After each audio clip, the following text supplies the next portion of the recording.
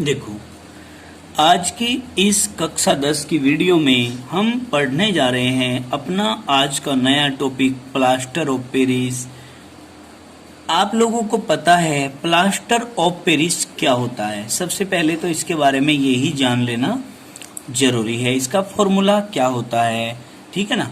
देखिए, इसका फॉर्मूला होता है CaSO4 इंटू हाफ H2O, या फिर आप ये कह लीजिए कि CaSO4 का एक भाग और जल का आधा भाग, या फिर CaSO4 का दो भाग और जल का एक भाग। समझ गया? तो आप 2CaSO4 इंटू H2O या CaSO4 का ऑल ट्वाइस इंटू H2O भी कह सकते हैं। क्लियर होगी बात? कोई दिक्कत तो नहीं है। अब आप कहेंगे calcium sulphate dihydrate. Calcium sulphate dihydrate का औद्योगिक नाम जिप्सम, और कैल्शियम सल्फेट अर्धहाइड्रेट। भाई, अगर डाइहाइड्रेट हो गया तो जिप्सम हो गया, और अर्धहाइड्रेट मतलब आधा कर दो इसे, तो फिर इसको हम या हेमीहाइड्रेट भी कह देते हैं, आधे को हेमी भी बोल देते हैं, यानी कि CaSO4 इंटू हाफ H2O। आधा भी कह दो चाहे हेमी कह दो, हेमीहाइड्रेट हो गए। का औद्योगिक नाम प्लास्टर ऑफ पेरिस है। जल का केवल आधा अणु क्रिस्टलन के जल के रूप में जुड़ा होता है। काहे के? क्रिस्टलन के जल के रूप में जुड़ा होता है, परंतु यह संभव नहीं है। क्या नहीं है? संभव नहीं है। वास्तव में CaSO4 के दो इकाई सूत्र जल के एक अणु से साझेदारी करते हैं। जल के कितने अणु से साझेदारी करते हैं? एक अणु से। अतः CaSO4 इंटू हाफ H2O तथा 2CaSO4 इंटू H2O समान यौगिक हैं। दोनों क्या हैं? समान यौगिक हैं। एक समान यौगिक हैं दोनों के दोनों। क्लियर होगी बात?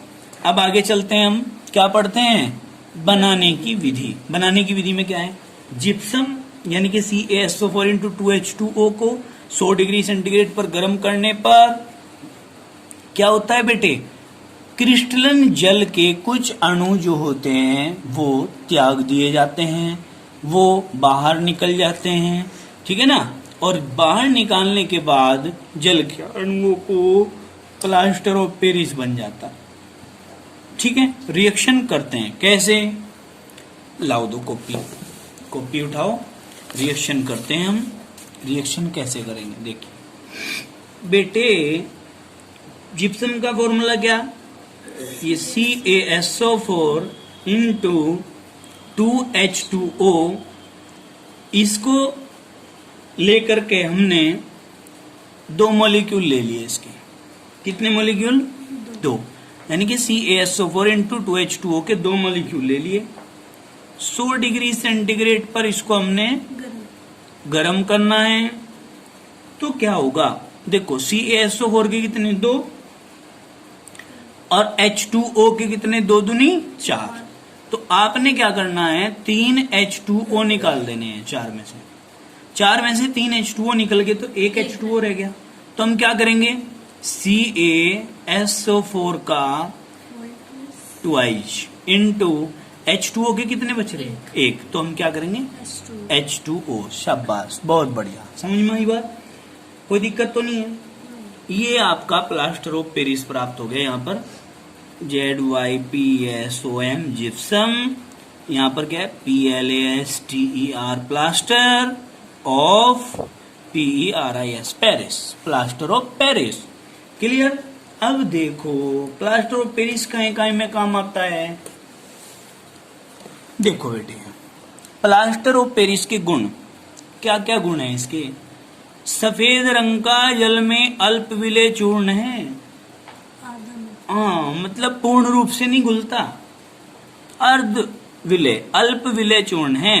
प्लास्टर ऑफ पेरिस की जल के साथ क्रिया कराने पर, अगर हम जल के साथ क्रिया कर देते हैं तो जिप्सम बनता है। क्या बनता है? जिप्सम। इस क्रिया में ऊष्मा उत्पन्न होती है। क्या उत्पन्न होती है इस क्रिया में?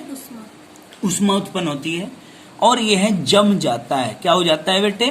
जम जाता है। ये इस क्रिया को प्लास्टर ऑफ पेरिस का जमना कहते हैं। क्या कहते हैं इसको? प्लास्टर ऑफ पेरिस का जमना कहते हैं। CaSO4 इंटू H2O, क्या कहा? CaSO4 का ऑल ट्वाइस इंटू H2O, यही तो है बेटे plaster of Paris. Plus 3H2O जोड़ दो इसमें, क्या हो जाएगा? वही 3 और 1 ही 4, और इसके हैं 2। भाई H2O के तो 4 हो गए और CaSO4 के 2 हैं, तो मैं 2 कॉमन ले लूं तो CaSO4 के 2 हो गए, और 2 की कितनी बार गुना करूं कि H2O के 4 हो जाए? 2 दूनी 4। जो कि तो वो जो रिएक्शन हमने करी थी पहले उसको पलट के लिख दिया। तो क्या कहा? अब यहाँ प्लास्टर ऑफ पेरिस से क्या बन गया? जिप्सम। यहाँ प्लास्टर ऑफ पेरिस और ये जिप्सम, यहाँ जिप्सम से प्लास्टर ऑफ पेरिस, इसको याद करना है। ठीक है। प्लास्टर ऑफ पेरिस के उपयोग देखिए क्या है। यह जमने की क्रिया में फैलता है, इसलिए इसका प्रयोग सांचे बनाने, मॉडल बनाने में होता है। कहीं कहीं में सांचे बनाने में और मॉडल बनाने में होता है। टूटी फूटी हड्डियों को जोड़ने के लिए भी प्लास्टर ऑफ पेरिस का प्रयोग किया जाता है। क्लियर होगी बेटे? ब्लैक बोर्ड पर लिखने की चौक बनाने में भी इसका प्रयोग किया जाता है। खिलौने और मूर्ति बनाने में भी इसका प्रयोग किया जाता है। दांतों के प्लास्टर बनाने में भी इसका प्रयोग किया जाता है। क्यों? क्योंकि जमने पर ये फैल जाता है। खासियत है इसकी। क्या खासियत है? कि जमने पर फैल जाता है। मकानों की दीवार और छतों को चिकना करने में भी इसका प्रयोग किया जाता है। क्लियर होगी बात? फिर हमारा क्वेश्चन आता है, क्या लवणों के क्रिस्टल वास्तव में शुष्क हैं? एक क्वेश्चन हमारा ही आता है और चैप्टर भी हमारा शायद आज फिनिश हो गया। क्या है? क्या लवणों के क्रिस्टल वास्तव में शुष्क हैं? देखो, कुछ लवणों में उनकी क्रिस्टल संरचना के अनुरूप जल के अणु उपस्थित होते हैं। क्रिस्टल संरचना के अनुरूप जल के अणु उनमें उपस्थित होते हैं। जैसे कि Na2CO3 इंटू 10H2O था, सोडियम कार्बोनेट डेकाहाइड्रेट, तो उनकी संरचना के हिसाब से उसमें जल के कितने अणु मौजूद थे? 10 अणु। जल के इन अणुओं को क्रिस्टलन का जल कहते हैं। क्या कहते हैं? क्रिस्टलन का जल।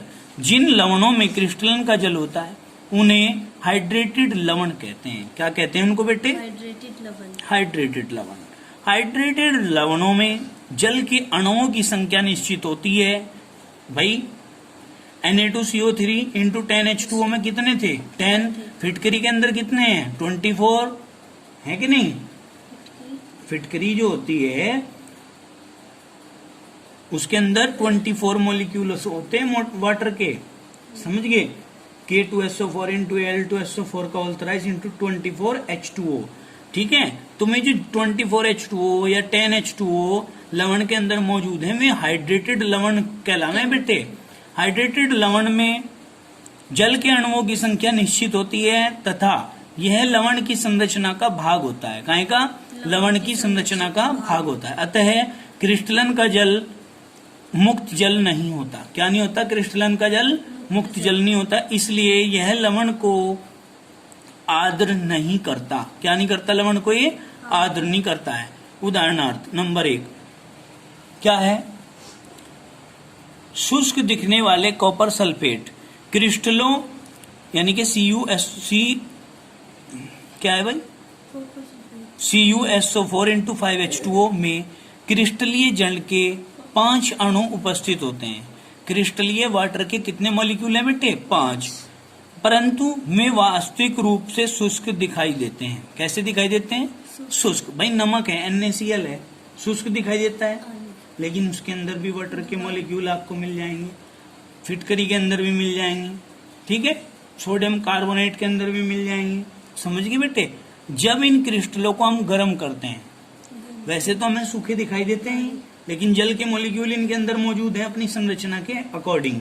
हमने कहा जब हम इनको गर्म करते हैं तो गर्म करने पे क्या होता है बेटा? तो ये जल के अणु बाहर निकल जाते हैं तथा लवण का रंग नीले से श्वेत हो जाता है। नीले से कैसा हो जाएगा? श्वेत। क्योंकि कॉपर के कारण इनका रंग नीला था। कॉपर जहां पर भी होगा, कॉपर जहां भी होगा वहां रंग पाया जाएगा नीला। ये याद रखने की बात है। ठीक है। जहां पे Fe होगा वहां पे रंग होगा लाल। ठीक है बेटे? ये भी याद रखने की बात है। ठीक है। तो हमने कहा बेटे कि ये जो नीला रंग था वो सफेद हो जाएगा। क्यों? क्योंकि वहां पर वाटर के मॉलिक्यूल निकल जाएंगे। यदि क्रिस्टल को पुनः जल में भिगोते हैं तो क्रिस्टल का नीला रंग वापस आ जाता है। पानी में डालेंगे फिर नीला रंग हो जाएगा। अब देखो रिएक्शन क्या है, simple, it is very simple reaction. CuSO4 × 5H2O गर्म कर दिया, 5 मॉलिक्यूल जल के निकल गए, नीला रंग समाप्त हो गया। यहाँ रंग कैसा था? नीला। जल के मॉलिक्यूल जैसे ही बाहर निकले यहाँ कैसा रंग हो गया? सफेद। ठीक है, फिर क्या किया, इसको CuSO4 को उठाया, 5H2O में डुबाया, 5H2O में डुबाते ही क्या होगा, प्लस की जगह N2 आ जाएगा और रंग कैसा हो जाएगा बेटे? फिर नीला। क्लियर होगी बात? क्यों हो जाएगा नीला? क्योंकि यहाँ पे वाटर मौजूद है और कॉपर जैसे ही वाटर के मॉलिक्यूल के पास आएगा तो रंग कैसा हो जाएगा? नीला। ये मन में ध्यान रखने की बात है। चैप्टर कंप्लीट, सेकंड चैप्टर भी आपका फिनिश हो गया। ठीक है, अब हम कल 10th वालों का अध्याय 3 स्टार्ट करने जा रहे हैं, जिसका नाम है धातु एवं अधातु। इसको बेटे दोनों चैप्टरों का टेस्ट कब दोगे आप?